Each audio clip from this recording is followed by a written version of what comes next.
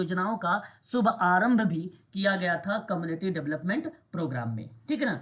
और इसका जो उद्देश्य है वो सामुदायिक क्रिया को बढ़ावा देना और साथ ही साथ उसका समर्थन करना, जीवन के स्तर में सुधार लाना और गांव के लोगों में अगर मैं बात करूं तो उसमें ग्रामीण के क्षेत्रों के लोगों में भी सुधार करने की बात करता है। कौन करता है? तो कम्युनिटी डेवलपमेंट प्रोग्राम करता है, ठीक है। उम्मीद करता हूं कि ये जो डाउट रहा होगा ये भी आपका स्पष्ट हो गया होगा। बेसिकली कम्युनिटी विकास के 5 सिद्धांत हैं, उन पांचों सिद्धांतों को आप लोगों को ध्यान में रखना होगा। 5 सिद्धांत कौन कौन से हैं मैं आप लोगों को नोट कर देता हूं। एक सिद्धांत आ जाएगा सामाजिक न्याय, ठीक है, 5 सिद्धांत है, पेपर में आता है ये। और दूसरा आपका आ जाएगा आत्मनिर्णय, दूसरा आ जाएगा आपका आत्मनिर्णय, तीसरा आपका आ जाएगा सहकारिता, तीसरा जो आपका आ जाएगा वो आएगा अधिकारिता, तीसरा आपका आएगा अधिकारिता, अधिकारिता, ठीक है, ये तीसरा हो जाएगा। और चौथा जो आएगा आपका वो मानव अधिकार, चौथा जो आएगा मानव अधिकार आएगा। पांचवा एक लास्ट सिद्धांत है, 5 ही सिद्धांत है, पांचवा है सामूहिक कार्य, सामूहिक कार्य याद रख लीजिएगा, ये इंपॉर्टेंट है, सामूहिक कार्य, ठीक है। ये 5 जो है चीजें इंपॉर्टेंट है, इसको बोला जाता है CDP के सिद्धांत, ठीक है। तो अभी हम लोग स्टार्ट करेंगे क्वेश्चन के बारे में भी, और ये बहुत इंपॉर्टेंट है, इसको आप ध्यान रखिएगा, ये इंपॉर्टेंट पॉइंट है, आपकी परीक्षा में आ जाएगा। दूसरी बात क्या क्या इंपॉर्टेंट है एक बार मैं रिकॉल करवा देता हूं ताकि आप लोग टाइम निकाल के उसे नोट कर लीजिएगा। दूसरा आप याद रखिएगा सामूहिक विकास के सिद्धांत, सामूहिक विकास की अवस्था, आपसे यहाँ से प्रश्न 110% आप लोगों से पूछा जाएगा। ये जो अवस्थाएं हैं इनमें सबसे ज़्यादा अगर इम्पॉर्टेंट है कोई तो आपका एक ट्रैकर है, दूसरा आपका टकमैन है। इन दोनों का तो आप रट्टा मान लीजिएगा क्योंकि इम्पॉर्टेंट है, ये भी परीक्षा में पूछा जाएगा। तीसरा आपको PhD कैग की बात अगर मैं करूं तो इसको बोलते हैं चरण, ये आप जरूर ध्यान में रखिएगा, ये भी पेपर में आएगा। चौथा आपको ध्यान रखना है कम्युनिटी वर्क के अंतर्गत आपके प्रारूप पूछे जाएंगे, वो प्रारूप आपको ध्यान रखने होंगे। पांचवा आपको ध्यान रखना है ग्रुप वर्क के मॉडल या प्रारूप की बात करूं वो भी आपके पूछे जाएंगे, ये भी आपके लिए इंपॉर्टेंट होगा परीक्षा में, जो आपको 13 तारीख को मिलने वाले हैं मैं उन पर बात कर रहा हूं आप लोगों से, ठीक है।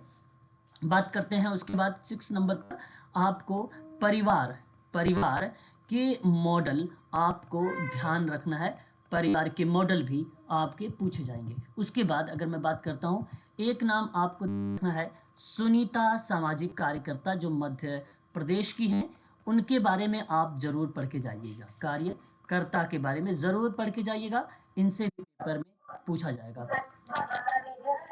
जी लीना डोमिनिक क्या चीज के बारे में?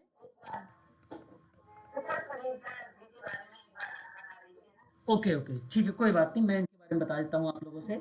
सुनीता सामाजिक कार्यकर्ता है मध्य प्रदेश की और बहुत ही फेमस महिला। और अगर मैं आप लोगों से बात करूँ कि आप लोग इनके बारे में जानते भी होंगे, मुझे जहाँ तक उम्मीद है ना। और ये बेसिकली एक इन्होंने संस्था बना रखा है मध्य प्रदेश में। अगर मैं आपसे बात करूं तो इनकी एक संस्था है, वो प्राइवेट संस्था है सुनीता की, और वो महिलाओं को पुनर्वास के संबंध में कार्य करती है वहाँ पे, ठीक है। 2011 में सुनीता मध्य प्रदेश, ठीक है, डे राज्य ग्रामीण आजीविका मिशन से जुड़ी थी। कब जुड़ी थी ये सुनीता जी? तो 2011 में बेसिकली एक था डे राज्य ग्रामीण, ठीक है, डे राज्य ग्रामीण आजीविका मिशन से ये जो है जुड़ी थी, आजीविका मिशन से ये जुड़ी हुई थी, ठीक है। ये आपकी पहली बात रहेगी। सुनीता ने बताया कि हमारे गांव में आजीविका मिशन द्वारा बैठक का आयोजन किया गया था जिसमें उन्होंने और मतलब उनके पति ने शामिल हुए और समूह संचालन के माध्यम से वहां पर उन्होंने कार्य किया। लगभग वहां पे 10 महिलाओं के साथ मिलकर इन्होंने कार्य करना स्टार्ट किया था, ठीक है। तो यह चीज़ भी आपको थोड़ा सा ध्यान रखना होगा और सुनीता के बारे में। और साथ ही साथ अगर हम बात करें तो ये जैसे कि कोई महिला है उसके साथ अगर यौन संबंध के संबंध में या दुर्व्यवहार उसके साथ हुआ या कोई भी ऐसी हिंसा हुई हो तो उसके संबंध में जो है ये कार्य करती है, ठीक है। तो कहने का तात्पर्य ये है कि समूह की समृद्धि की ओर बढ़ते जो कदम हैं वो बेसिकली सुनीता के हैं।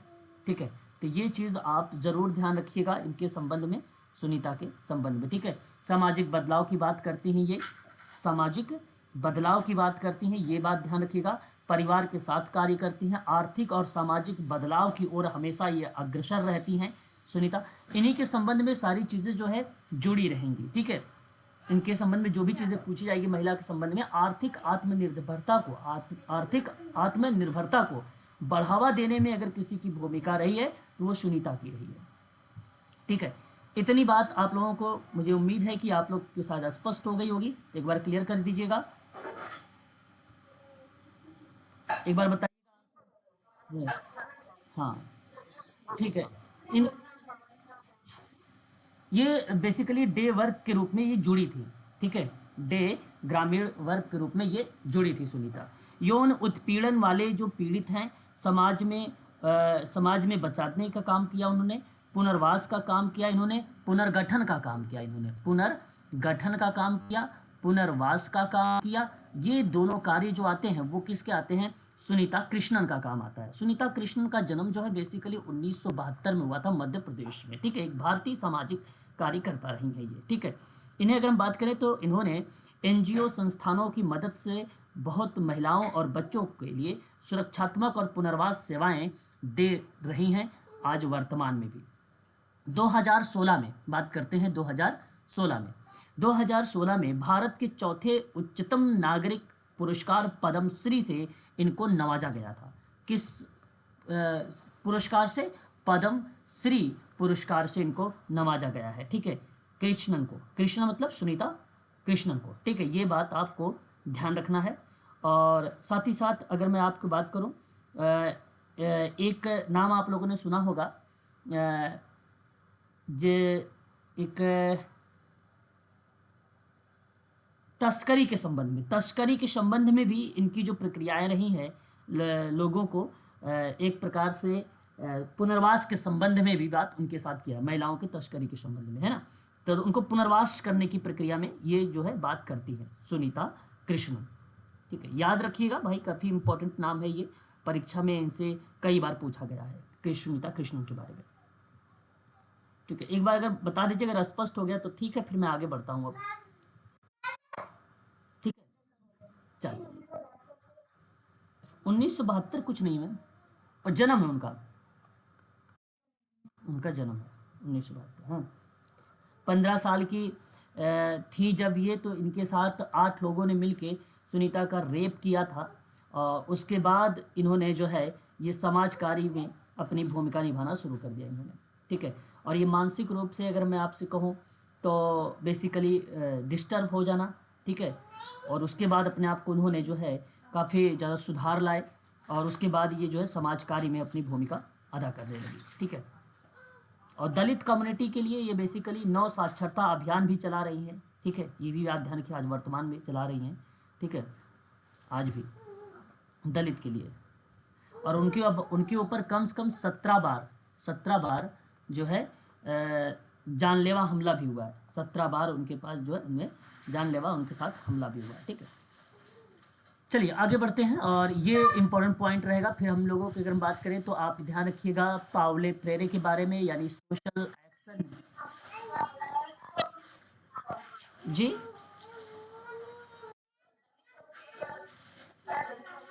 नौ साक्षरता अभियान। ठीक है, और यहाँ पे अगर हम बात कर रहे थे इसके बारे में, ये भी ध्यान रखिए, सोशल एक्शन के प्रारूप को आपको ध्यान रखना है। ठीक है, सोशल एक्शन के प्रारूप, सोशल डेवलपमेंट और कम्युनिटी ऑर्गेनाइजेशन, कम्युनिटी डेवलपमेंट।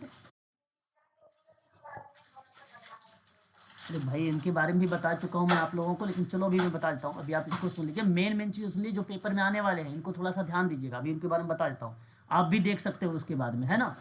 मैं आपको यही बता रहा हूँ कि इसको आपको देखना है, ये इंपॉर्टेंट चीज़ें हैं। ठीक है, कम्युनिटी डेवलपमेंट हो जाएगा, कम्युनिटी वर्क हो जाएगा, इनके अंतर को आप देख लीजिएगा। ठीक है ना, इनके अंतर को देख लीजिए। नोट्स वगैरह सारी चीज़ें हैं टेलीग्राम पर, आप उनको सर्च करके भी देख सकते हैं। ठीक है, उसके बाद अगर हम बात करते हैं तो अधिनियम में आपको केवल वर्ष याद रखने हैं। अधिनियम के जो भी सवाल आएंगे वो केवल वर्ष याद रखने हैं, ये बात भी आपको ध्यान में रखना है, ठीक है। और उसके बाद अगर हम बात करें तो कार्यक्रम है कुछ, उन कार्यक्रमों की मैं जब 2023 का सोशल वर्क का क्वेश्चन पेपर सॉल्व करवा रहा था तो उस समय आप लोगों से कुछ मेन जो कार्यक्रम थे उन कार्यक्रमों पर बात किया था, वो कार्यक्रम आप ज़रूर देख के जाइएगा, ठीक है। प्रधानमंत्री ग्राम कार्यक्रम कब चलाया गया था, ठीक है। प्रधानमंत्री किसान मानधन योजना 12 सितंबर 2019 को चलाया गया था, ठीक है। प्रधानमंत्री किसान सम्मान निधि योजना कब चलाया गया था, 1 फरवरी 2019 को चलाया गया था, ठीक है। ये आपको सब ध्यान में रखना होगा, ठीक है। सेतु भारत योजना 4 मार्च 2016 को चलाया गया था, ये ध्यान रखना है, ठीक है। स्किल इंडिया योजना 15 जुलाई 2015 को चलाया गया था, ये ध्यान रखना है, ठीक है। बेटी बचाओ बेटी पढ़ाओ योजना 22 जनवरी 2015 को चलाया गया। उसी समय सुकन्या समृद्धि योजना भी चलाई गई थी 22 जनवरी 2015 को ही, ठीक है ना। ये कुछ ऐसी योजनाएं हैं जो इम्पोर्टेंट है, मैंने वहाँ पर आप लोगों को बताया, फिर भी यहाँ पर मैं एक बार जो है रिकॉल करवा देता हूँ। मिशन इंद्रधनुष योजना आपको पता होना चाहिए, दिसंबर 2014 को चलाया गया था, जो टीकाकरण से संबंधित था, ठीक है। टीकाकरण से जो संबंधित था, ठीक है। प्रधानमंत्री जन धन योजना 28 अगस्त 2014 को चलाया गया था, वो भी आप लोगों को ध्यान में रखना होगा क्योंकि परीक्षा में वो भी पूछा जा सकता है आप लोगों से, ठीक है। 2014 को इंद्रधनुष योजना की हम बात कर रहे हैं तो 2014 25 दिसंबर 2014, ठीक है, क्लियर। चलो, तो ये चीज़ें जो हैं आपको ध्यान में रखनी कि ये इंपॉर्टेंट चीज़ें थी। बाकी कल मैं आप लोगों से और चीज़ें पर बात करूंगा, आज के लिए इतना ही रखता हूँ। बट ध्यान रखिएगा जो भी परीक्षाओं में आप लोगों से सवाल पूछे जाएंगे आप निश्चिंत रहिएगा, ये डरने की ज़रूरत नहीं है कि पेपर में जो है हार्ड क्वेश्चंस आएंगे, ऐसी कोई बात नहीं है। इजी क्वेश्चंस रहेंगे, केवल क्वेश्चनों को आपको 2 से 3 बार पढ़ने हैं, ठीक है। नेगेटिव मार्किंग नहीं है, ठीक है। और साथ ही साथ आपके पास पर्याप्त समय मिलेगा क्वेश्चन करने के लिए। इजी क्वेश्चन पर आप समय व्यतीत नहीं करेंगे, ठीक है, तीव्र गति से करेंगे क्वेश्चनों को, ठीक है। पॉजिटिव होके जाना है आप लोगों को और समय पर पहुंच जाना है विदाउट स्ट्रेस के, ना ही कोई स्ट्रेस हो, ना ही किसी चीज़ की टेंशन, किसी बात की, और आराम से जाइए एग्ज़ाम देख कर आइए, ठीक है। कोई दिक्कत नहीं होगी। बुधवार का पेपर है ना, बुधवार के दिन, और ये 13 तारीख को, ठीक है। कल पेपर, आवाज़ स्पष्ट नहीं हुई। क्या कंप्लीट करवा दें?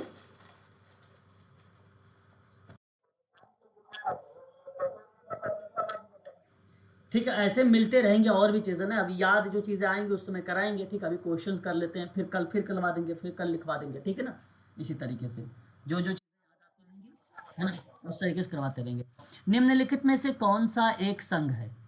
निम्नलिखित में से इनमें से कौन सा एक संघ है? और आपको पता होगा भाई कि समुदाय के बारे में आप अच्छी तरीके से जानते हैं कि गेमिन सॉफ्ट है, तो बताइए संघ कौन सा होगा? गेसल सॉफ्ट होगा?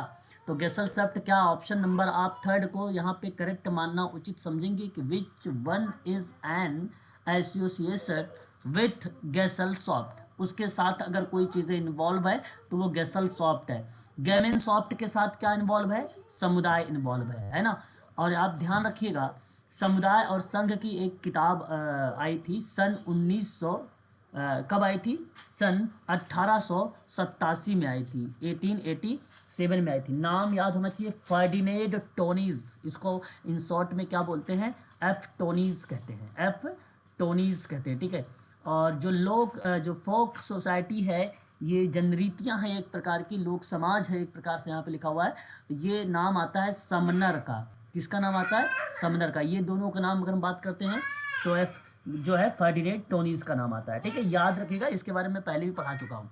क्वेश्चन नंबर 49, देखिए ये पेपर जो है अगर मैं जिक्र करूँ तो जनवरी 2017 का ये सोशल वर्क का प्रश्न पत्र है, इससे पहले का क्वेश्चन जो है मैं करवा चुका हूँ, ठीक है। यहाँ पर आइए 49 नंबर क्वेश्चन पर, निम्नलिखित लेखकों के अनुसार सामाजिक क्रिया के अर्थ के संदर्भ में निम्न में से कौन सम्मिलित नहीं है? ध्यान रखिएगा, जो नहीं है उस पर आप अंडरलाइन करिए और आप देखिएगा। मैरी रिचमंड ने सामाजिक क्रिया की अगर आप परिभाषा देखेंगे सोशल एक्शन की, तो ये परिभाषा है प्रचार एवं विधायन, जन विधायन के माध्यम से जन कल्याण की बात होती है, और ये बात करेक्ट है। यहाँ सवाल हमारे सामने ये दिया गया है कि इनमें से कौन सा नहीं है, है ना।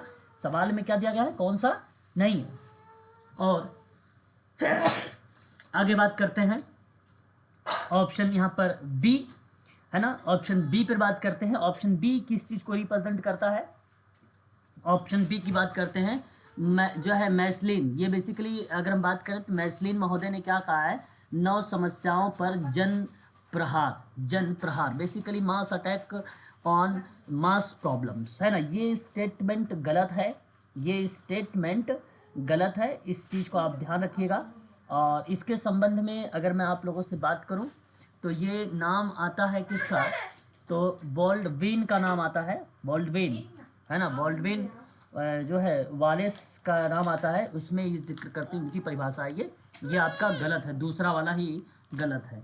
ठीक है, तीसरे की बात करते हैं तो बॉल्डविन ने ये भी कहा है सामाजिक और आर्थिक संस्थानों के बदलाव के लिए संगठित प्रयास हो, और ग्रेस कोयले ने सामाजिक पर्यावरण के जो है बदलाव की बात भी किया थी। यानी ये तो पहला दूसरा तीसरा सत्य है, केवल दूसरा असत्य है, इसलिए आप कहेंगे कि ऑप्शन नंबर बी आपका करेक्ट चला जाएगा यहाँ पर। ठीक है, क्वेश्चन नंबर 50 देखिए, प्रवृत्ति है, भावनाएं हैं, उपलब्धि है, आत्मसिद्धि है। बड़ा आसान सा सवाल है और उम्मीद है कि आप लोग बता दोगे। जरा बताइए एक बार, फोन को रोटेट कर लीजिएगा और थोड़ा सा स्क्रीन को जूम कर लीजिएगा, आप इजीली देख सकते हैं। हिंदी वाले बच्चे हिंदी में देख लेंगे, इंग्लिश वाले बच्चे इंग्लिश में देख सकते हैं।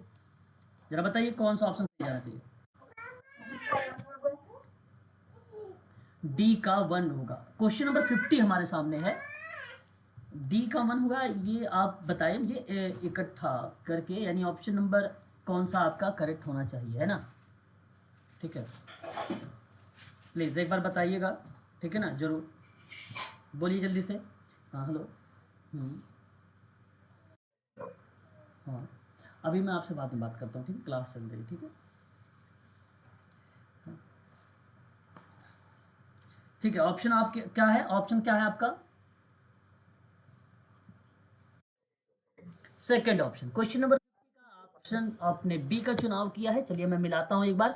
सिगमंड फ्रायड की बात अगर हम लोग करते हैं तो मूल प्रवृत्ति की बात करते हैं, एक इरोस है एक थोनाटोस है, ये बात आपको पता होना चाहिए। वहीं जब भावनाओं की बात करते हैं, मूल प्रवृत्तियों की बात करते हैं तो मैकडुगल का नाम आता है, इस बात से भी आप सहमत होंगे। जब हम अचीवमेंट की बात करते हैं तो वो जेम्स एक विद्वान है, जेम्स की भूमिका आती है। और आत्मसिद्धि आप पिरामिड वाली प्रक्रिया में आत्मसिद्धि सबसे ऊपर आती है, और यह परिप्रेक्ष्य जो है अब्राहम मैस्लो का। सही जवाब एक का अगर दूसरा लगाते हैं तो एक का दूसरा ऑप्शन नंबर बी दिया गया है, और ऑप्शन बी आपका करेक्ट जवाब होगा। सही जवाब आपने दिया था सर, ऑप्शन बी करेक्ट है, वेरी गुड, बहुत बढ़िया। आगे बढ़ते हैं, अगले क्वेश्चन की तरफ बढ़ेंगे। क्वेश्चन नंबर 51 हमारे सामने है। ठीक है, देखिए थोड़ा सा स्क्रीन जूम कर लीजिएगा, एक तरफ लेखक है, दूसरी तरफ पुस्तक का नाम दिया गया है। बड़ा ही आसान सा क्वेश्चन है, इजीली तरीके से आप इसे कर भी सकते हैं। जरा मुझे बताइए कि एमजी रॉस, पहले तो किताब का नाम पढ़ेंगे तो आप आसानी से इसकी आइडेंटिफाई कर सकते हैं, है ना। तो सवाल हमारे सामने ये है, ध्यान से सुनिएगा, कम्युनिटी ऑर्गेनाइजेशन, है ना, community organisation theory and practice, बताइए किसको मैच करना है मुझे।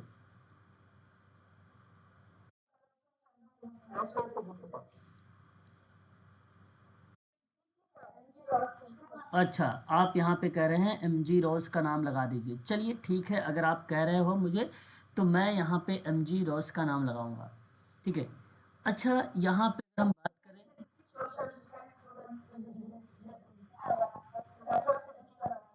देखिए community organisation theory and practice की बात अगर हम लोग जब करते हैं इस किताब को लेकर, तो सन 2014 में एक प्रकार से 7 फरवरी 2014 की, मुझे लग रहा है ये काफ़ी इंपॉर्टेंट क्वेश्चंस बन सकता है ना, क्योंकि ये परीक्षा में अगर हम बात करें 2017 का क्वेश्चन पेपर है। ठीक है, याद रखिएगा। और इस सवाल का जो जवाब जाएगा वो आप यहाँ पर, ठीक है, एम जी रॉस का लगा रहे हो आप, एम जी रॉस। अच्छा, इनको एक बार थोड़ा सा निगलेक्ट करिए, क्योंकि यहाँ पे दोनों विद्वान के नाम है, दोनों की भूमिका हमें देखने को मिलती है ना, रॉस की भी और इसकी भी। ठीक है, अभी देखते हैं इसके बारे में। ठीक है,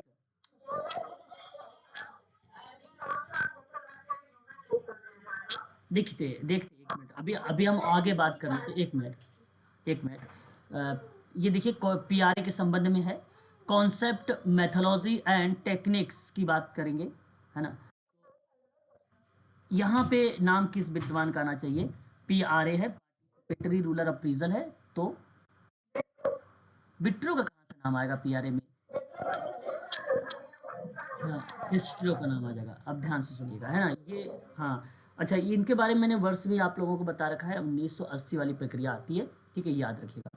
उसके बाद हम बात करते हैं, हमारे सामने आता है, यहाँ देख सकते हैं कि बी का 4 रिलेट हुआ है, तो बी का जो देखेंगे आप यहाँ पर ना, तो 4 यानी डी वाले ऑप्शन में, ऑप्शन वन में, बी वाले में कहाँ ऑप्शन वन में है? अच्छा अच्छा अच्छा अच्छा अच्छा अच्छा अच्छा। यहाँ वैसे चाहो आप सही, बिल्कुल आप अगर चाहो तो कर सकते हो। फिर भी हम यहाँ पे देखते हैं अगला, कि social work and human relation, H Y Siddiqui का नाम आ जाएगा। बिल्कुल यहाँ पे करेक्ट जवाब आपका जो ऑप्शन जाएगा वो आपका एच वाई सिद्दीकी से जाएगा, ये आपका रिलेट हो गया, है ना। अब हम ये बातें साफ शब्दों में कह सकते हैं कि social work and human relation की जो कॉन्सेप्ट था, एच वाई सिद्दीकी का था। लेकिन अब बात ये आती है कि ये किताब आई कब थी, तो नोट करिएगा जरूर, ये 2015 में आई थी। ये कब आई थी? 2015 में आई थी, ठीक है। और उसके बाद अगर हम बात करते हैं आप लोगों से, तो ये भी ध्यान रखिएगा, some principles of social action in social work, है ना। और ये किताब, हाँ, ये अगर हम बुक की बात करते हैं तो किस विद्वान का नाम आता है, बताइएगा जरूर प्लीज़। हाँ, बिट्रो का नाम आता है, और ये बिट्रो की बुक है, और बहुत ही फेमस रही है। परीक्षाओं में इसके संबंध में अगर हम बात करें तो कई बार पूछा भी गया है, और ये आया है 1984 में, 1984 में, ठीक है। अब आपको ये बात साफ समझ में आ गई होगी कि community organisation theory and practice की अगर मैं आप लोगों से बात कर रहा हूँ, तो ये किताब किसकी बन जाएगी? एम जी रॉस की बन जाएगी। किसकी बन जाएगी? एम जी रॉस की। कब आई थी? 1967 के। एक बात और ध्यान से सुन लीजिए यहीं पर, एकदम यही किताब है जो 2014 में आई थी, ठीक है। एज इट इज यही बुक की मैं आप लोगों से बात कर रहा हूँ, 2014 में आई थी। जानते हैं आप उस विद्वान का क्या नाम था? Community organisations theory and practice की बात मैं कर रहा हूँ। ये आपको पता है ये बुक के लेखक कौन हैं?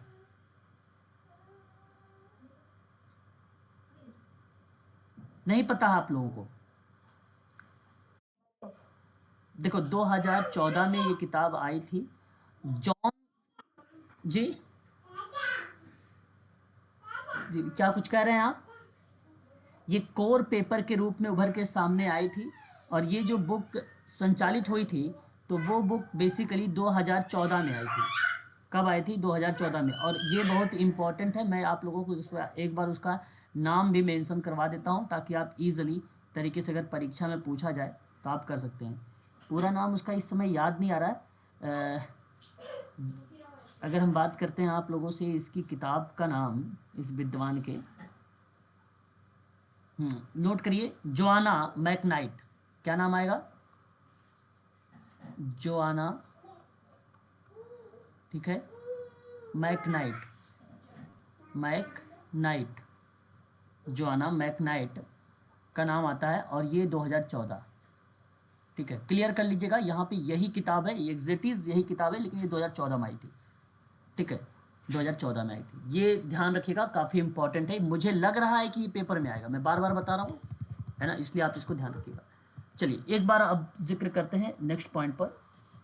आपने नाम सुना होगा आयुष योजना के बारे में। आयुष योजना 23, जी बोलिए।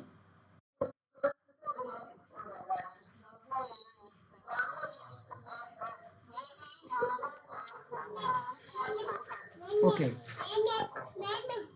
एक का आपने रिलेट करवाया है किससे? स्वास्थ्य से, ठीक है, ठीक है। प्रधानमंत्री जन आरोग्य योजना श्री मोदी द्वारा चलाया गया, और 2018, ये आप कह सकते हो। बिल्कुल आपका करेक्ट जवाब है, करेक्ट जवाब, करेक्ट जवाब है। नाको का नाम आप लोगों ने सुना होगा, नेशनल एड्स कंट्रोल ऑर्गेनाइजेशन है ना। और ये आया था 1986 में, 1986 में आया था। और ये आपका इससे रिलेट होगा, यानी सामने सामने का रिलेट हो जाएगा ये, है ना। उसके बाद नीति, नीति, नीति की अगर हम बात करते हैं, बिल्कुल यहाँ पे नियोजन है। नीति का अगर हम इसका फुल फॉर्म बताते हैं, तो इसको कहा जाता है, हाँ, नेशनल इंस्टीट्यूट ट्रांसफार्मिंग इंडिया। हाँ, बिल्कुल सही जवाब, फॉर होगा, ऑफ नहीं होगा, FOR फॉर होगा, फॉर, हाँ, ट्रांसफार्मिंग इंडिया होगा। और ये 1 जनवरी 2015 को आया था, ठीक है। उसके बाद बात करते हैं PMKVY के बारे में। तो ये बेसिकली क्या है, प्रधानमंत्री कौशल विकास योजना है, इसलिए ये कौशल से रिलेट होगा। और यह योजना लाई गई थी तो 2015 में आई थी। कब आई थी? 2015 में। ये निशुल्क और लघु, हाँ, ये निशुल्क और लघु अवधि कौशल प्रशिक्षण जो प्रदान करके कौशलों में युवाओं को पुरस्कार देने के संबंध में ये योजना लाई गई थी। बिल्कुल सही जवाब आपका यहाँ पर ऑप्शन जो जाएगा वो पहला वाला ऑप्शन, ठीक है। तो यहाँ आपने जो इस सवाल के संबंध में जो इम्पोर्टेंट तथ्य बता रहा हूँ इसको आप जरूर ध्यान में रखिए, क्योंकि ये परीक्षा में आने वाले टाइम में है, परीक्षा सामने है आप लोगों की, इसलिए आप जरूर इसको ध्यान से आपको पढ़ना है। क्वेश्चन नंबर 53, ज्यामिति एक माध्य है, माध्यिका है, बहुलक है और हरात्मक माध्य है। ये आपके सामने, जरा बताइए एक बार इसका करेक्ट ऑप्शन क्या होना चाहिए प्लीज। पहले का ज्यामिति माध्य में अगर मैं बात करता हूं तो अनुपात, प्रतिशतता और औसत निकालने में इसकी भूमिका मिल जाएगी। माध्यिका की बात करेंगे तो निरस्सी समूहित संवितरण हो जाता है। बहुलक की बात अगर मैं करता हूं तो मात्रात्मक आंकड़े का ब्यौरा देने की बात करता है। हरात्मक माध्य की बात करता हूं अगर मैं, तो ये बेसिकली चर के मान की किसी दूसरे चर की स्थिर मात्रा के साथ तुलना की बात करता है ना। तो ये सामने सामने मैच हो जाएगा।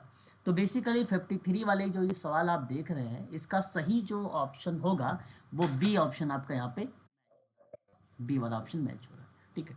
तो ये आपका करेक्ट जवाब होगा। इस चीज़ को भी आप लोगों को थोड़ा सा ध्यान में रखना होगा, ठीक है।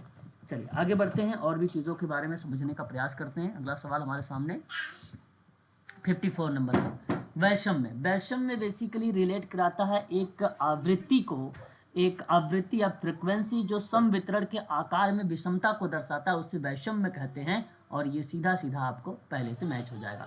सहसंबंध का मतलब होता है कोरिलेशन। यार यहाँ पे जो बातें होती हैं वो सहपरिवर्तन की बात होगी, सहसंबंध की बात होगी, उसके एनालिसिस की बात होगी, बट किसके बीच में? वेरिएबल के बीच में, इसलिए आपका ये भी सामने सामने मैच हो जाएगा। प्रतिगमन क्या होता है? मदों के परिवर्तन की माप करता है ना। परिवर्तन जो होता है, प्रतिगमन जो होता है वो चरों, प्रतिगमन जो होता है चरों के बीच में संबंध और प्रकृति के स्थापित करता है। और ये बेसिकली आपको ये मैच हो जाएगा। चरों के बीच जो है संबंध की प्रकृति को स्थापित करना, और चरों के बीच में सहपरिवर्तन, सहसंबंध, और संबंधों की प्रकृति प्रतिगमन, और मदों के परिवर्तन की माप फैलाव होता है। या हाँ, तो ऑप्शन अगर हम चुनाव करेंगे तो कौन से ऑप्शन की तरफ रुख कर सकते हैं आप बताइएगा जरा मुझे। Question number 54, option first match हो रहा है और ऑप्शन फर्स्ट ही आपका यहाँ पे करेक्ट माना जाएगा। इस चीज को आप ध्यान रखिएगा, ठीक है ना। आगे बढ़ेंगे और अगले सवाल की तरफ रुख करते हैं, क्वेश्चन नंबर 55 पर, है ना। क्वेश्चन नंबर 55 हमारे सामने दिया गया है, जरा बताइए एक बार इसका करेक्ट ऑप्शन क्या होना चाहिए। 55 नंबर का सवाल हमारे सामने है, कह रहा है कि उदारवाद, पूंजीवाद, सामाजिक डार्विनवाद, है ना, इस तरीके के शब्द हमारे सामने प्रस्तुत हो रहे हैं। प्लीज बताइएगा जरूर एक बार, बताइए। उदारवाद आप कह रहे हैं, उदारवाद बहुसंस्कृति होगा कि उत्तर उपनिवेशवाद होगा? मेरे कहने का भाव अगर यहाँ रिप्रेजेंट होता उत्तर उपनिवेशवाद, और उत्तर उपनिवेशवाद उदारवाद कहलाता है। पूंजीवाद की बात अगर हम करते हैं तो बहुसांस्कृतिकता कहलाती है, मल्टी कल्चर की बात होती है। सामाजिक डार्विनवाद का नाम तो आप लोगों ने सुना होगा, बड़ा फेमस है, पारिस्थितिकीवाद को रिप्रेजेंट करता है, बिल्कुल सही। और नव उदारवाद की अगर हम लोग बात करते हैं, सामाजिक मानवाधिकार होगा, मानवाधिकार। कौन सा ऑप्शन को मैच कर रहा है ये?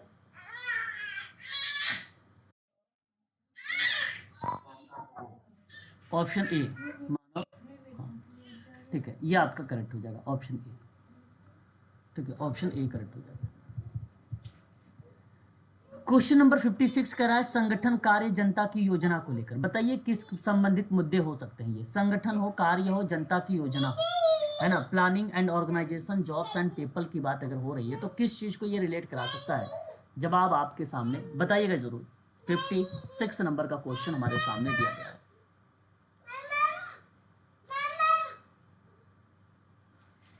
मांग, श्रम मांग, हाँ, श्रम मांग का पूर्वानुमान जो होता है संगठन, कार्य और जनता की योजना होती है। मानव संसाधन जुटाने की बात करता है, एक्वायर ह्यूमन रिसोर्सेज की बात हो रही है। तो इस संबंध में आपका रिलेट हो जाएगा चयन परीक्षाएं। वैयक्तिक और संगठित जो है कार्य निष्पादन सुनिश्चित करना होता है, तो ये रिलेट क्या करा देगा आपको? प्रशिक्षण प्रविधियां।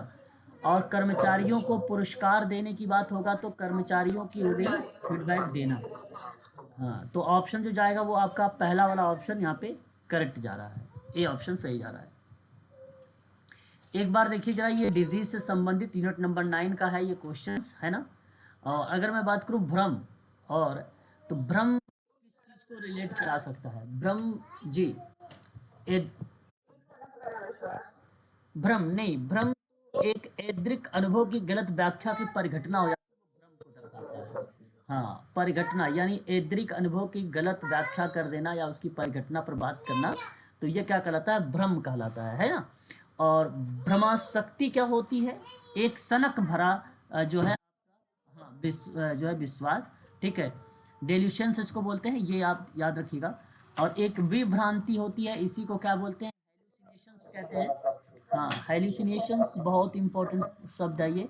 किसी अनुपस्थिति चीज के प्रकट होने के बाद का जो अनुभव होता है उसको दर्शाता है ये। किसी अनुपस्थिति चीजों के प्रकट होने के बाद वाला जो अनुभव होगा, ठीक है। और जब आपसे पूछेगा कि यहाँ पे ऐद्रिक अनुभव की गलत व्याख्या हो गई, गलत तो जाहिर सी बात है भ्रम हो जाएगा, ठीक है।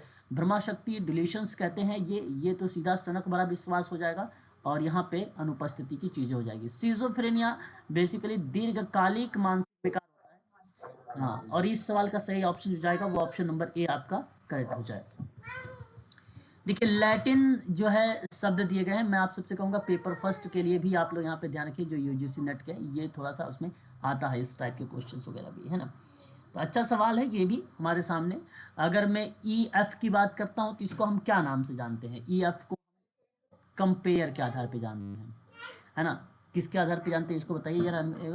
कंपेयर की ही आधार पे जानते हैं, तुलना करने पर। ई और जी की अगर हम बात करते हैं, किसका? ई और जी की बात करते हैं। ओके, आप कह रहे हो उदाहरण के लिए इसको जिक्र किया जाता है ना?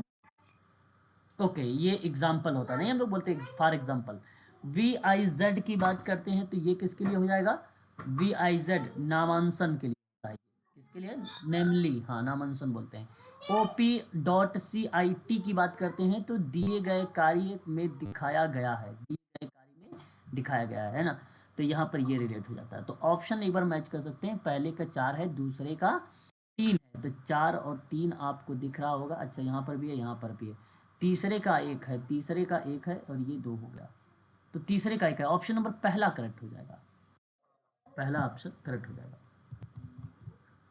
निम्न घटनाओं को सही क्रम में दर्शाना आईएमपी सवाल है। कल के जो बच्चे ईएसआईसी की जवाब सवाल क्वेश्चन पेपर देने जा रहे हैं उनके लिए इंपॉर्टेंट है ये, कल आप लोगों को मिल सकता है सवाल। जरा बताइए एक बार इसका सही जवाब क्या होना चाहिए?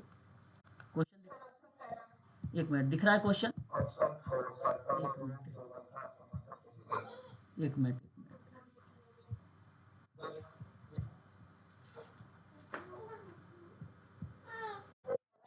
ठीक है, ठीक है, आ गया, आ गया। क्वेश्चन नंबर आपके सामने, यहाँ पर जो आप दर्शा रहे हैं वो क्वेश्चन नंबर 59 आपके सामने है, और आप कह रहे हैं 4।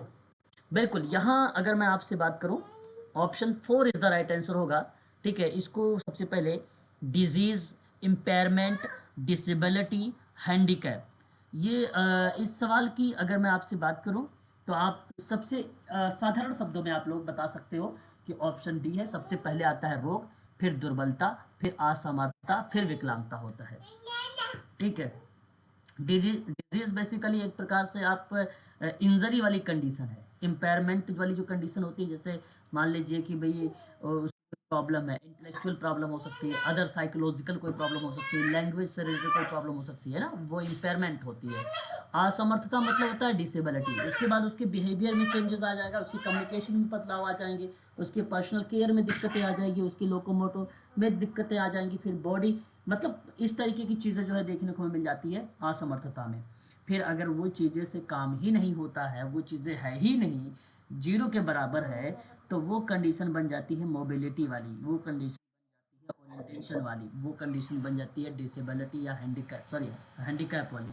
और आपका ऑप्शन यहाँ पे डी की तरफ रुख हो जाएगा। तो ये आप इसको ज़रूर ध्यान में रखिएगा।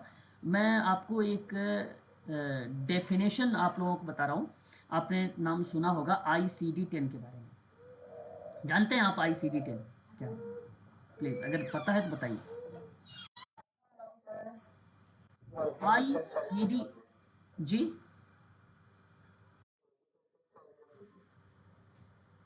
नहीं, ICD इंटरनेशनल क्लासिफिकेशन है ना, इंटरनेशनल क्लासिफिकेशन डिजीज है ये क्या है, डिजीज।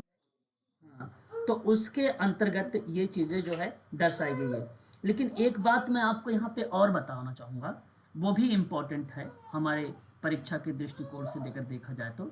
आपने नाम सुना होगा IC, ठीक है, नोट करिएगा आप लोग वो भी पॉइंट, क्योंकि हो सकता है परीक्षा में मिल जाए। ICIDH कब 1980 की है, 1980 का है।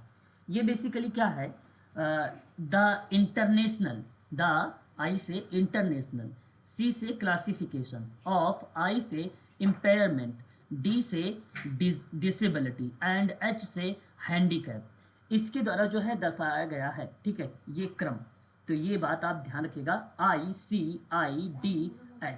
तीन नाम जो है यहाँ पे चारों नाम आपको सामने देखने को मिल भी रहे हैं। ठीक है, तो ये इम्पॉर्टेंट है, मैं आप लोगों से कहूँगा कि इसे आप जरूर ध्यान में रखें। ठीक है, इसको ध्यान में। इम्पेयरमेंट, इम्पेयरमेंट, इम्पेयरमेंट, इम्पेयरमेंट, ठीक है।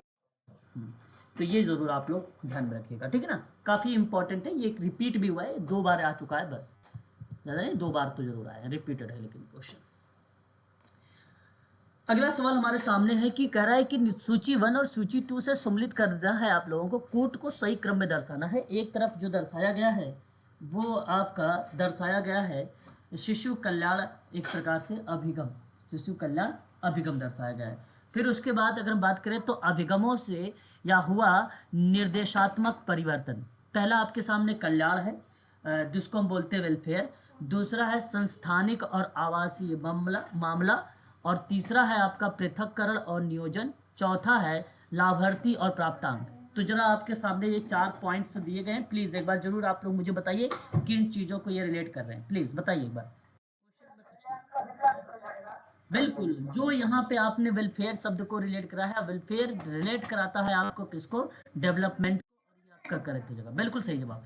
संस्थानिक और आवासीय मामले की अगर हम लोग बात करते हैं तो ये किसको रिलेट करा है, बिल्कुल गैर संस्थानिक, बिल्कुल बहुत बढ़िया, गैर संस्थानिक और परिवार आधारित विमुखन कहलाता है। और ये आपका सही ऑप्शन इस समय चल रहा है, इसको भी आप ध्यान रखिए, अल्टरनेटिव्स इसको कहते हैं। और फिर उसके बाद पृथक्करण और नियोजन शब्द आता है। तो यहाँ अगर मैं आप, हाँ, समावेशन और मुख्य धारा में लाना, हाँ, पृथक और विनियोजन की प्रक्रिया में ये शामिल होता है। ठीक है, तो आपका पहला हो जाएगा। और जो लाभार्थी और प्राप्त करता है, ये जो है प्रतिभागी और भागीदारी से रिलेट करता है। हाँ, ठीक है, ये इस चीज को आप जरूर ध्यान रखिए। ऑप्शन कौन सा यहाँ पे मैच हुआ है तो एक बार जरूर मुझे बताइए। ऑप्शन पहला रिलेट हुआ, बिल्कुल, option number A is the right answer होगा। क्वेश्चन नंबर 61 कह रहा है कि अपोल जो है ओपोजिशन, अपोजिशन डिफॉल्ट विकार है, इसको बोलते हैं IDD। ठीक है, IDD बाल्यावस्था में होने वाला एक व्यवहारगत समस्या है जिसमें सतत अवज्ञा और शत्रुभाव होता है। बड़ा ही अच्छा सवाल है, IDD के संबंध में ये सवाल पूछा गया है, IDD के संबंध में, IDD। ठीक है, हालांकि IDD को हम लोग आज के समय में अगर बात करते हैं आप लोगों से, यहाँ पे तो साफ शब्दों में लिखा है अपोजिशनल डिफॉल्ट एंड डिसऑर्डर। लेकिन आईडीडी एक प्रकार का अगर हम जिक्र करें तो इंटेलेक्चुअल और डेवलपमेंट जो है डिसेबिलिटीज़ है ना, डिसेबिलिटीज़ है। उसके संबंध में अगर मैं आपसे जिक्र करूं तो ये बात सत्य है, यहाँ गलत नहीं है, ये बात करेक्ट है कि यह एक विकार है और ये विकार जो है बाल्यावस्था में होती है और ये विकार व्यवहार से संबंधित है, यानी उसके बिहेवियर को, यानी समाज में वह अवांछनीय व्यवहार करता है, नकारात्मक व्यवहार करता है, ये इसलिए आपका ये पॉइंट करेक्ट माना जाएगा। ओडीडी व्यवहारगत विकारों के समूह का एक भाग जिसमें आचरण संबंधित विकार और attention deficit hyper activity disorder, इसको हमने बताया था आप लोगों को एडीएचडी का full form attention deficit hyper activity disorder, इसको शुद्ध हिंदी में कहते हैं अवधान छीन, अवधान अवधान छीन, ठीक है, अति सक्रियता, अति सक्रियता विकार इसको हिंदी में कहते हैं, ठीक है। तो ये जो है इसमें भी क्या होता है कि इसमें भी बालक जो है व्यवहारगत प्रॉब्लम करता है, बिहेवियर से संबंधित होता है और वो अटेंशन वगैरह नहीं देता है, पढ़ने लिखने पर वो बल नहीं देता है, प्रॉब्लमेटिक बिहेवियर करता है, ठीक है। और उसके अंदर जो है हो सकता है ये मैं नहीं कह रहा हूँ कि इसमें कि ये आईडी होगा ही होगा, हो सकता है कि उसमें अंदर आईडी हो, ऐसा हो सकता है, परंतु जो डाउन सिंड्रोम के बच्चे होते हैं वो 10% या 5% ऐसा माना जाता है कि डाउन सिंड्रोम के बच्चे जो है ADHD के अंतर्गत आए, ADHD के अंतर्गत आए, है ना 10%। बट ये है कि IDD के बच्चे हो सकते हैं, है ना। तो जैसे कि मैं कहता अगर इस ऑप्शन में व्याख्या वाला होता तो मैं झुकाव करता व्याख्या की तरफ, बट है नहीं तो इसलिए झुकाव नहीं करूंगा कि यहाँ पर व्याख्या है, बट दोनों ऑप्शन यहाँ पे करेक्ट है, ठीक है, याद रखिए। क्वेश्चन नंबर किसने,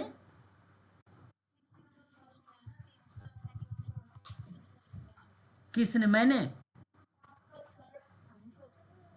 अच्छा 60 नंबर का ऑप्शन क्या बताया, बताओ। तो आप ही लोग तो बता रहे हो ना कि मैं अपने मन से कर देता हूँ, देखो आप लोग बताओगे तभी तो मैं, हो सकता है अपने मन से नहीं करता हूँ भाई, है ना, आप लोग अगर बताओगे तभी तो होगा, मैं केवल आपको देखो बताऊंगा, आप लोग ऑप्शन आप बताया करो, है ना, कौन सा लगाना है। परामर्श प्राप्त छात्रों की रचनात्मकता में ज्यादा बढ़ोतरी हो दिखाई देती है ना, बताइए जरा, परामर्श छात्र प्राप्तों की रचनात्मकता में ज्यादा बढ़ोतरी दिखाई देती, क्या इस बात से आप सभी लोग सहमत हैं? चलिए अच्छा, फिर तो सही रहिएगा आप लोग। अब बताइए, छात्रों को परामर्श देने वाले व्यक्तियों के पास रचनात्मक विचार होते हैं क्या? अच्छा भाई, देखो रचनात्मक मतलब तो क्रिएटिविटी वाला बिल्कुल होनी चाहिए, और ये भी सत्य है। अब बताइए व्याख्या है या नहीं है? आप सिंपल शब्दों में ये कह सकते हो कि परामर्श प्राप्त छात्रों की रचनात्मकता में ज्यादा बढ़ोतरी दिखाई देती है।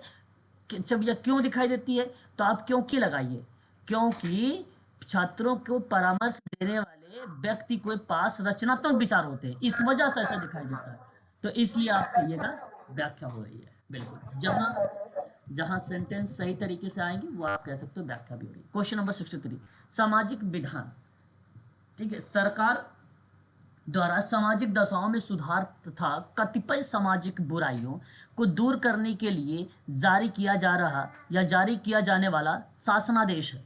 क्या इस बात से सहमत है कि सामाजिक विधायन सरकार द्वारा सामाजिक दशाओं में सुधार और कतिपय सामाजिक बुराइयों को दूर करने के लिए जारी किया जाने वाला शासनादेश है? तो बिल्कुल मैं आपसे कहूंगा कि आप इस बात को भी करेक्ट करिएगा, ये सत्य है। सामाजिक अंतिम लक्ष्य जो होता है समाज के सामाजिक सुधार के लिए होता है, बिल्कुल दोनों बातें करेक्ट है, ऑप्शन नंबर आपका थर्ड करेक्ट है, बिल्कुल बहुत बढ़िया जवाब।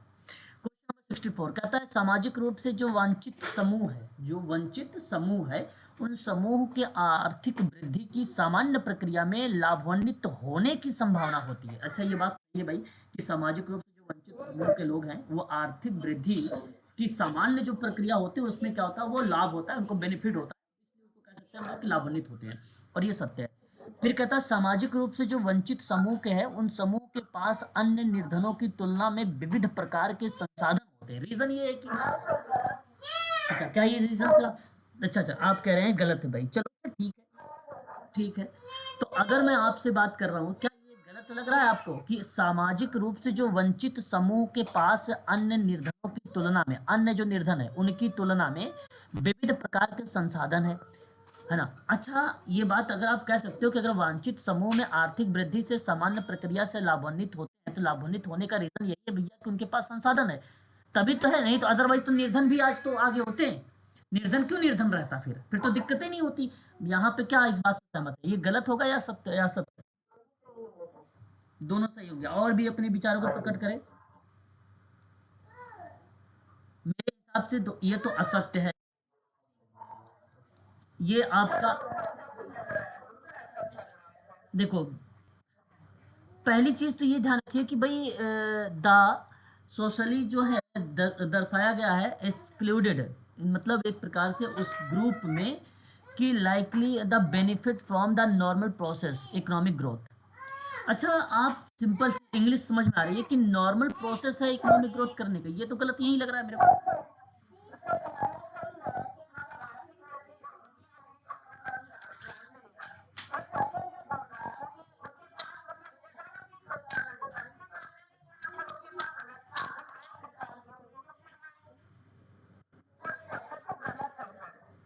एक मिनट मेरी बात को समझिएगा प्लीज, एक मिनट मेरी बात को समझिए। यहाँ एक बार ना बात को समझने का प्रयास करिएगा, फिर से इंग्लिश में देखेंगे। इंग्लिश को ध्यान से समझिएगा प्लीज, मैं इंग्लिश को ही हिंदी में सरल तरीके से बताऊंगा। इसने क्या बोला, द सोशली एक्सक्लूडेड। एक्सक्लूडेड का मतलब क्या होता है बताइएगा। पहले यहाँ जो शब्द रिलेट कराया है उसने वंचित समूह को रिलेट कराया है ना, राइट, बोलिए, इसी को रिलेट कराया। मतलब ये इसका मतलब हुआ भाई कि अगर इंक्लूड होता तो मैं इसको क्या कहता कि शामिल है, यस या नो। अगर मैं कहता इंक्लूड तो शामिल है, अगर मैंने कहा एक्सक्लूड तो ये शामिल नहीं है, यस या नो, शामिल नहीं है। अब इस ग्रुप में शामिल नहीं है, are likely to benefit from, मतलब उसके पास फायदे की बात हो रही है, कहां से, फ्रॉम से, normal process of economic growth. और ये गलत है, यही गलत है। आप सोचिए एक बार कि सामाजिक रूप से जो वंचित समूह के आर्थिक वृद्धि की सामान्य प्रक्रिया में लाभान्वित होने की संभावना होती है, तो ये गलत है, नहीं होती है। बताइए कितने लोग इस बात से सहमत है, क्या मुझे बता सकते हैं कि ये बात सत्य लिखी गई है? सब बच्चे कह रहे भाई ये सही है, कैसे सही है?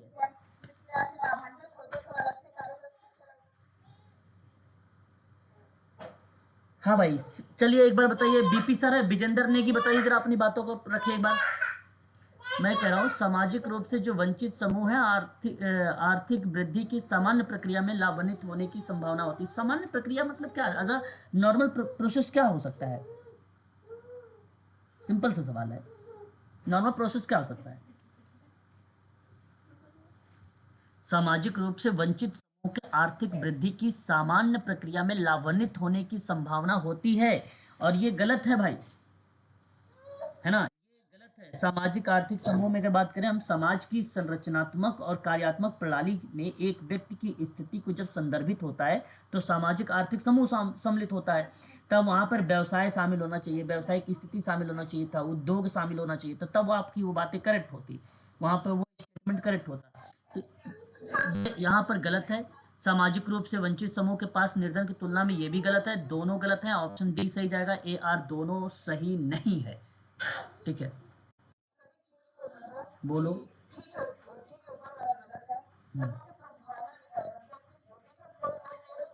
कहाँ पॉसिबिलिटी लिखी हुई है बताइए?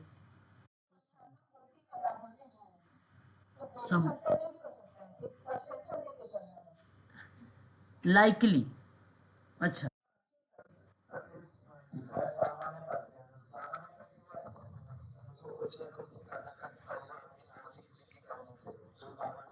अच्छा,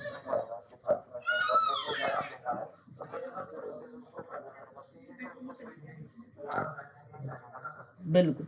देखिए यहाँ पे अगर हम बात करें, जैसे इन्होंने कहा कि एक्सपेक्टेड, यानी एक प्रकार से प्रोबेबिलिटी दिखाया, संभावनाएं की बात कर रहे थे।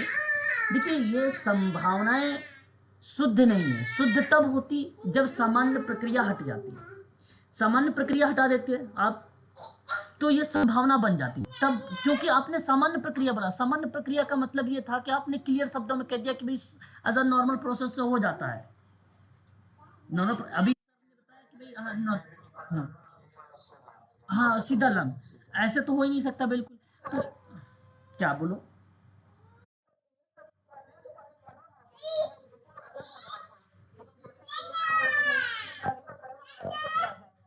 भाई वही मैं कह रहा हूँ कि इसमें क्या हुआ कि ये क्वेश्चंस जब हमने दूसरा पॉइंट पढ़ा है तो दूसरे पॉइंट में साफ शब्दों में कह दिया, क्योंकि यहाँ पे दोनों चीजें थी कि वंचित समूहों के पास अन्य निर्धनों की तुलना में विविध प्रकार के संसाधन होते हैं।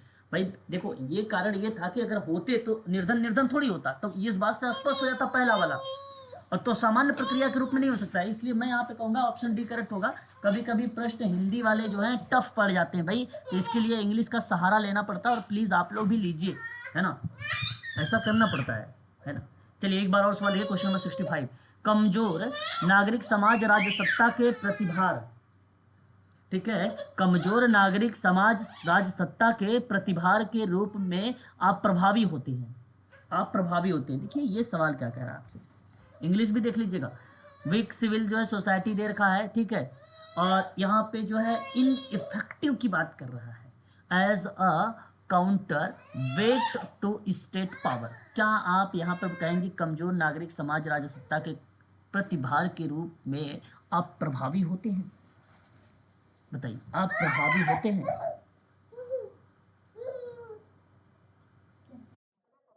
नहीं, कैसे गलत है? कमजोर अगर नागरिक है समाज का, तो राज्य सत्ता के प्रतिभार के रूप में कमजोर अगर नागरिक समाज है, भाई सिंपल सी बात है, सिंपल सोचो कि राज्य सत्ता के प्रतिभार के रूप में अप्रभावित, तो जाहिर जाहिर सी बात है वो तो होगा ही होगा, सत्य है।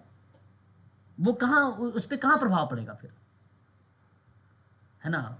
जाहिर सी बात है, अगर वीक सिविल सोसाइटी है, इफेक्ट की बात करेगा, तो वो ये तो सही है, गलत नहीं है, ये सत्य है। पर्याप्त, देखिए अब यहाँ पे आप पर्याप्त आ गए, मतलब कोई फुलफिल चीजें नहीं है, पूरी क्षमता नहीं है, अपर्याप्त है। अब अपर्याप्त क्या है?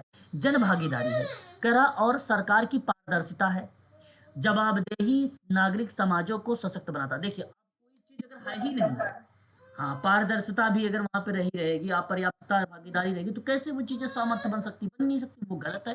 तो ए सही, आर गलत है, ऑप्शन नंबर पहला करेक्ट हो जाएगा आपका, है ना, यही गलत हो जाएगा। Question number 66।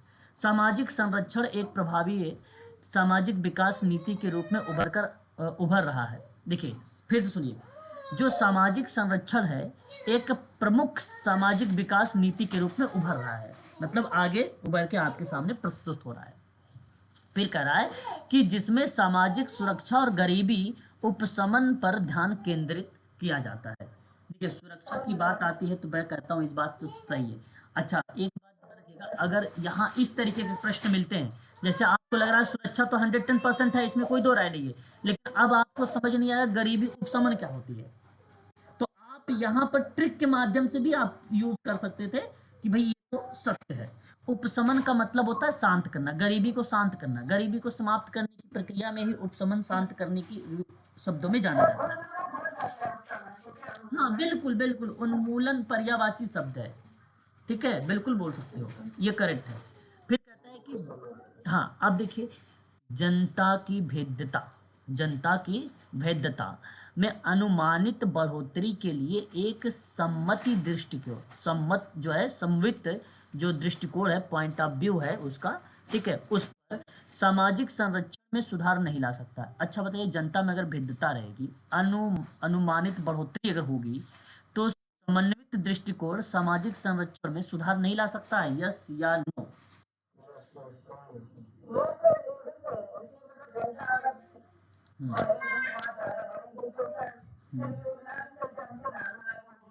अच्छा, आप कह रहे हैं कि योजना भी लागू नहीं होगी। हाँ भाई सॉरी, बताइए एक बार। हाँ बोलते रहिएगा, एक बार इंग्लिश भी देख लीजिए अगर आपको लग रहा भाई, है ना, जो है यूनिफिल्ड अप्रोच है, और यहाँ पे रिस्पॉन्स टू द परसिव्ड, है ना, इंक्रीज इन द, जो है ये क्या शब्द लिखा हुआ है, जो है वल्नरेबिलिटी, है ना, और population can not improve social जो है प्रोटेक्शन, क्या इस बात से आप सहमत हैं कि अनुमानित बढ़ोतरी के लिए एक समन्वित दृष्टिकोण सामाजिक संरक्षण में सुधार नहीं ला सकता है? जनता में भेद्यता शब्द क्या है? जनता में भेद्यता शब्द क्या है जी? जनता में भिन्नता, ओके, ठीक है। देखिए प्रश्न को बताइए, आप लोग जरूर सोचिए इस सवाल पे ये क्या हो सकता है ना। देखिए बता रहा, भेद्यता का तात्पर्य अगर हम बात करते हैं यहाँ पे किसी, जैसे मान लीजिए कि किसी समुदाय या मान लीजिए कोई व्यवस्था या संपत्ति की वह परिस्थिति होती है जो इसे खतरे के हानिकारक प्रभावों के लिए संवेदनशील बनाती है। क्या बना रही होती है वो? संवेदनशील। तो जनता की संवेदनशीलता में, जनता की संवेदनशीलता में, और संवेदनशीलता बड़ा नहीं होता जिसे बहुत बहुत बहुत हाँ, मतलब बहुत ध्यान पूर्वक काम करना पड़ेगा। जब भी कभी इस तरीके के शब्द आते हैं संवेदनशील वाली ना, तो नाम से ही देखो कितना संवेदनशील है ना, तो इसका मतलब बड़ा विचार विमर्श करना पड़ेगा। तो जनता की भेद्यता में अनुमानित बढ़ोतरी के लिए, ठीक है, भेद्यता का मतलब हो गया एक प्रकार से संवेदनशीलता में अनुमानित बढ़ोतरी के लिए एक समन्वित दृष्टिकोण सामाजिक संरक्षण में सुधार नहीं ला सकता है। अब बताइए समन्वित दृष्टिकोण क्या होता है? अगर ये पता चल गया तो आप इजीली इस सवाल का जवाब दे देंगे। प्लीज, समन्वित, सवाल हमारे सामने, समन्वित दृष्टिकोण। नहीं, यहाँ समन्वित का मतलब जैसे वही सामान्य है, समन्वय है, जिसे सामान्य लक्ष्यों की प्राप्ति हेतु प्रयत्नों को ठीक से व्यवस्थित करके कार्यों में एकता लाना समन्वित है कि नहीं? सिंपल सी बात। अब सुनिए, अगर मैंने कहा कि जनता की भेद्यता में अनुमानित बढ़ोतरी के लिए, ठीक है ना, अनुमानित बढ़ोतरी के लिए व्यवस्थित करके एकता लाने की विचार से, है ना, यानी एकता के दृष्टिकोण से सामाजिक संरक्षण में सुधार ला सकते हैं, सामाजिक संरक्षण में सुधार ला सकते हैं। बताइए अब इस बात से, यहाँ पे मैं लिख देता हूँ एकता, विचार है ये सवाल। देखो ये सवाल अप्लाइड टाइप के सवाल है, विचार है यहाँ पे, ठीक है। आपके जवाब बिल्कुल जनता में संवेदनशीलता में, जनता में अगर जनता की संवेदनशीलता में, ठीक है, अनुमानित अगर कोई बढ़ोतरी हो रही है, अनुमानित एक मानक होता है, एक अनलिमिटेड कोई बढ़ोतरी हो रही है, बात को समझिएगा, संवेदनशीलता में, ठीक है, अनुमानित कोई बढ़ोतरी हो रही, तो उसके लिए एकता का एक ऐसा दृष्टिकोण, इनका कि एकता का दृष्टिकोण सामाजिक संरक्षण में सुधार नहीं ला सकता है ना। और ये बात, ये बात गलत है। अब सिंपल सी बात है, कोई एकता वाली अगर प्रक्रिया होगी तो क्यों नहीं होगा? होगा कि नहीं होगा? अब कोई भी चीज़ अगर हो रही है, अगर हम एक पार्टिसिपेट करें, लोगों को एक साथ जोड़ रहे हैं, उनमें यूनिटी के रूप में ला रहे हैं, और अगर मैं आपसे बात कर रहा हूँ तो यूनिटी का मतलब ये हुआ जन भागीदारी की बात कर रहा हूँ, तो वहाँ तो जाहिर सी बात है सुधार होगा। अब इसने कहा कि भाई समन्वित दृष्टिकोण सामाजिक संरक्षण में सुधार ही नहीं लाएगा, क्यों नहीं लाएगा? लाएगा, ऐसे परिप्रेक्ष्य में लाएगा। तो यहाँ पर आपकी ये बात जो लिखी गई है ये गलत है और पहला सही है। देखिए मैंने कहा ना कि जब कोई प्रश्न ना समझ में आए, देखो इस टाइप का अप्लाइड प्रश्न आपको भी परेशान कर सकते हैं। इसके लिए आपको हर एक शब्दों को तोड़ना पड़ेगा, हर एक की मीनिंग को समझना पड़ेगा, हिंदी प्लस इंग्लिश दोनों को देखकर। एक आध प्रश्न इस टाइप के मिल जाते हैं, ठीक है। तो ऑप्शन सी यहाँ पे करेक्ट हो जाएगा आपका, ठीक है। अगला सवाल देखिए, सामूहिक विकास की निम्नांकित चरणों में ट्रेकर, मैंने अभी आपको बताया भी था, है ना, कि ट्रेकर की जो अवस्थाएं हैं वो इंपॉर्टेंट है। एक चीज़ और नोट कर सकते हो, ट्रेकर के सिद्धांत भी, तो उसके अनुसार आपको व्यवस्थित करना है कि बताइए कौन कौन से अनुसार में सिद्धांत में आएंगे। बट यहाँ पे देखो सवाल तो ये विकास तो पूछा, लेकिन इसको ये सवाल में अवस्था डाल देनी चाहिए थी, अवस्था इसने दिया है, लेकिन इसने सिद्धांत डाल दिया, जो कि गलत किया, इसको सिद्धांत नहीं डालना चाहिए था। अच्छा देखो यहाँ सिद्धांत में यहाँ प्रिंसिपल नहीं लिखा है, इंग्लिश देखिए स्टेज लिखा है, और स्टेज से हमें ये पता चल जाता है ये अवस्था है, ठीक है। प्रश्न सही है, हिंदी वाले जो प्रश्न थोड़े से हैं, थोड़े से आपको कंफ्यूज कर सकते हैं, ठीक है, क्योंकि सिद्धांत अलग हैं इसके और स्टेज इसके अलग है, और ये सवाल स्टेज है, है ना। तो आप हिंदी इंग्लिश दोनों देख सकते हो, या इधर कोई स्टेज है या इधर देख लो आप सिद्धांत लिखा है। तो स्टेज का मतलब सिद्धांत नहीं होता है, स्टेज का मतलब अवस्था होती है, प्रिंसिपल का मतलब थ्योरी का मतलब सिद्धांत होता है। चलिए बताइए जरा, इसका क्रम आपको दर्शाना है, कौन सा क्रम आपका करेक्ट होना चाहिए इस सवाल का। इंपॉर्टेंट ये सवाल है। पहले नंबर पे आएगा प्रारंभ, आप एक को ढूंढिए, सब में अच्छा 1 1 है क्या। दूसरे नंबर पे आपका क्या बन जाएगा यहाँ पर, चौथा नंबर बन जाएगा समूह का भाव का आविर्भाव, तो यानी चौथा हो जाएगा, यानी चौथा आपका 2 में है, या तो आपका पहला होगा या तो आपका दूसरा होगा। फिर अगर मैं बात करूं यहाँ जुड़ाव का विकास, यानी आपका ये दूसरा है। तो आप देख सकते हैं जुड़ाव का विकास, फिर तीसरे नंबर पे क्या है मजबूत समूह, फिर पांचवें नंबर पे क्या है समाप्ति, फिर उसके छठवें नंबर पर कमी। ठीक है, तो ये चीजें, ऑप्शन आपका पहला करेक्ट हो जाएगा यहाँ पर, ऑप्शन नंबर ए आपका करेक्ट जवाब है। ठीक है, आगे बढ़ते हैं। देखिए, सामाजिक कार्यों में फील्ड वर्क है ना, निम्नांकित चरणों को क्रमबद्ध ढंग से व्यवस्थित करना है आपको। ठीक है, तो ये फील्ड वर्क है, सोशल वर्क के अंदर में ऑर्डर के ऑफ सीक्वेंस के रूप में लगाना है। प्लेसमेंट फेस है, ओरिएंटेशन है, फिर उसके बाद अगर हम लोग बात करते हैं जो है एक्सप्लोरेशंस, असेसमेंट, एक्शन फेस है, फिर इवैल्यूएशन फेस है। अच्छा, एक बात तो ये तय है कि आप लोग ये जान चुके हैं, सभी लोगों को पता हो चुका कि अंत में मूल्यांकन आएगा, तो आप 4 देखिए, या तो आपका ए होगा या तो आपका बी होगा, दो में से कोई एक होगा।